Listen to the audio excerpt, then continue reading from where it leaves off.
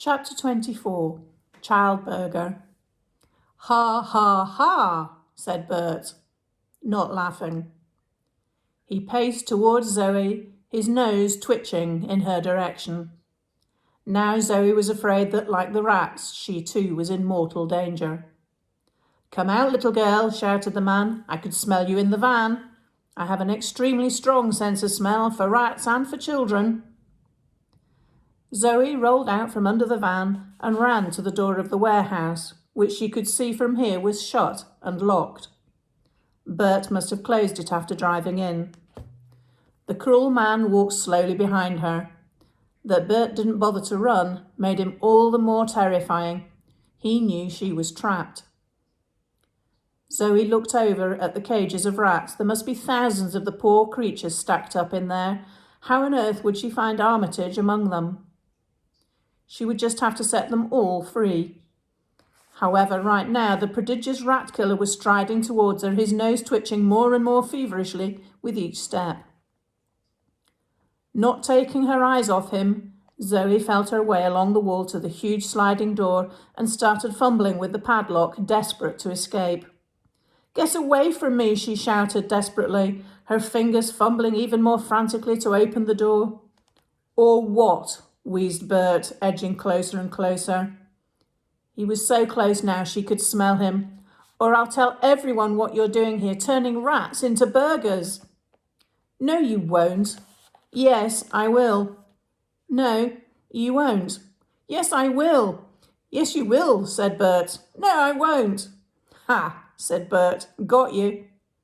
I knew you were trouble that day in your flat. That's why I let you climb into the back of my van and come into my secret lair.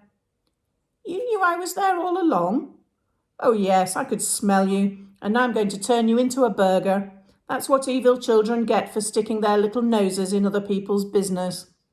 No, Zoe screamed, still desperately trying to open the old rusty padlock.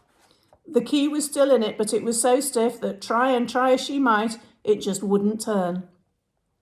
Ha ha, Bert wheezed, my first child burger. He reached out to grab her. She dodged out of the way, but his big hairy hand grasped a clump of her frizzy ginger hair. Zoe flailed her arms around, trying to get the rat catcher to release his grip.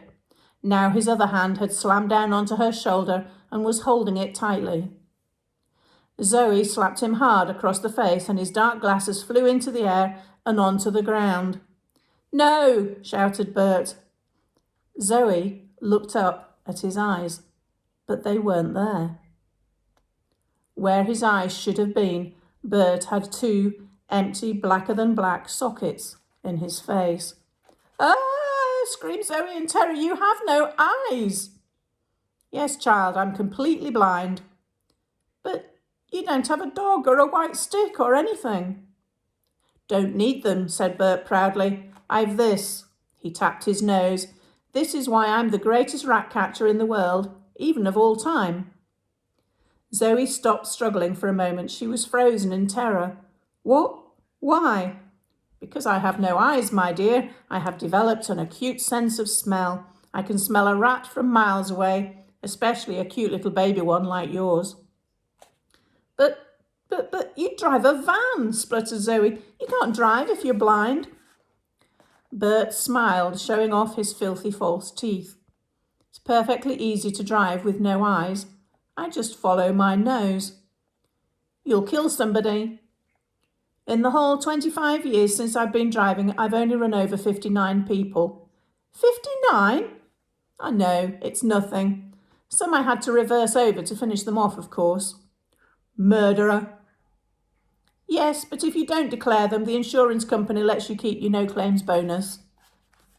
Zoe stared into the deep, dark pools in his face. What on earth happened to your eyes?